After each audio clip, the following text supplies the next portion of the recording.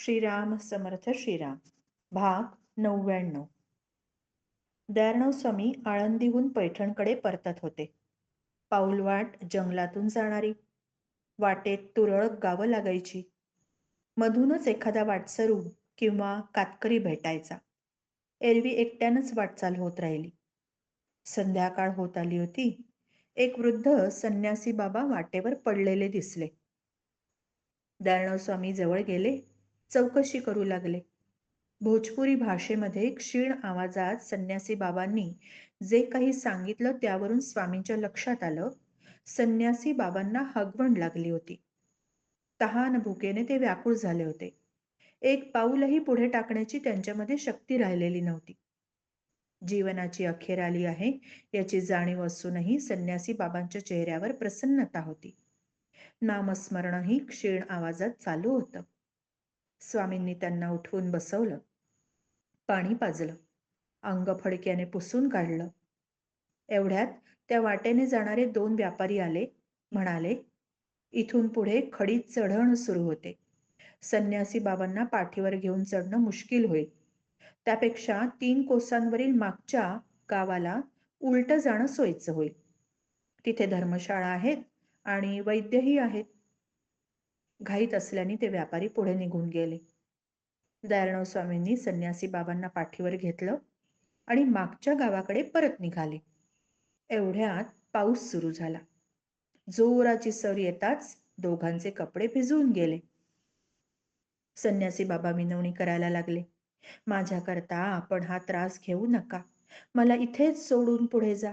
इथेच सोडून द्या. इथेच सोडून द्या. मी इथेच ईश्वराचं नामस्मरण करीन. मी इथेच देह ठेवीन. सोडून द्या मला. सोडून द्या. पण स्वामी तसेच हळूहळू चालत राहिले. पावसाची रिपरिप चालूच होती. गाव गाठेपर्यंत बरीच रात्र झाली. निजानीज झाली होती. धर्मशाळेमध्ये बैराग्यांचा जथ्था उतरला होता. भांग पिऊन सारे बैरागी तर्र झाले होते. एका कोपऱ्यात काही मारवाडी व्यापारी मंडळी झोपली होती. संन्यासी बाबांना झोपवायला जागाच नव्हती. स्वामींनी हाका मारून बैराग्यांना उठवलं आणि त्या संन्यासी बाबांची अवस्था सांगितली. पण भांगेच्या नशेमध्ये गुंग झालेल्या बैराग्यांना त्यांचं बोलणं कळलं असं काही वाटेना. उलट झोपेत व्यत्यय आणल्याबद्दल ते स्वामींनाच शिव्या घालू लागले. स्वामी हतबुद्ध झाले. काय करावं काही कळेना. पण तेवढ्यात कोपऱ्यातले 2 व्यापारी उठले. त्यांनी स्वामींना आपल्या जागेवर संन्यासी बाबांना झोपवायला सांगितलं. स्वामींनी व्यापाऱ्यांच्याकडून कोरडी वस्त्र घेतली. बाबांचं अंग पुसलं. त्यांना कोरडी वस्त्र नेसवली. हेमगर्भाची मात्रा उगाळून साठवली. अंगावर घोंगडं पांघरलं. रात्रभर त्यांची सेवा करत बसले. संन्यासी बाबा कणत होते. तरीही प्रसन्न मुद्रेने क्षीण आवाजात नामस्मरण चालूच होतं. सकाळ झाली. संन्यासी बाबांची अवस्था पाहून आता सारे बैरागी हेलावले. एवढी शिवीगाळ होऊनही दयार्णव स्वामी शांत राहिले याचं कौतुक करू लागले. स्वामींची क्षमा मागून ते सेवेला पुढे आले. काही जण त्यांच्या भोवती गोलाकार बसून ओम नमः शिवाय, ओम नमः शिवाय, ओम नमः शिवाय जप करू लागले. अखेरची घटका जवळ आली आहे हे ओळखून संन्यासी बाबांनी खूण केली. त्यांच्या जवळची भगवान शंकरांची छोटी तसबीर छातीवर ठेवायला सांगितली आणि शिवमहिम्नाची पोथी स्वामींना वाचायला सांगितली. दयार्णव स्वामी शिवमहिम्नाचं स्तोत्र म्हणायला लागले. ते पाहून संन्यासी बाबांनी दयार्णव स्वामींच्याकडे प्रेमाचा दृष्टिक्षेप टाकला. अभय मुद्रा दाखवून आशीर्वाद दिले. तसबिरीतील भगवान शंकरांवर संन्यासी बाबांनी आपली दृष्टी स्थिर केली आणि अस्पष्ट आवाजात शिवमहिम्न स्तोत्र हळूहळू म्हणू लागले. संन्यासी बाबांचा आवाज आता हळूहळू अगदी क्षीण व्हायला लागला. श्वास मंद मंद होऊ लागला. अखेरीस संन्यासी बाबांचा स्वर थांबला. फक्त ओठ हलताना दिसायला लागले. नाडीचं स्पंदन बंद झालं. दयाळराव स्वामी शिवमहिम्नाचा शेवटचा श्लोक म्हणत असतानाच संन्यासी बाबांची प्राणज्योत मालवली. तरीही त्यांचे दोन्ही डोळे उघडेच होते. चेहऱ्यावर पूर्ण प्रसन्नता होती, पूर्ण शांती होती.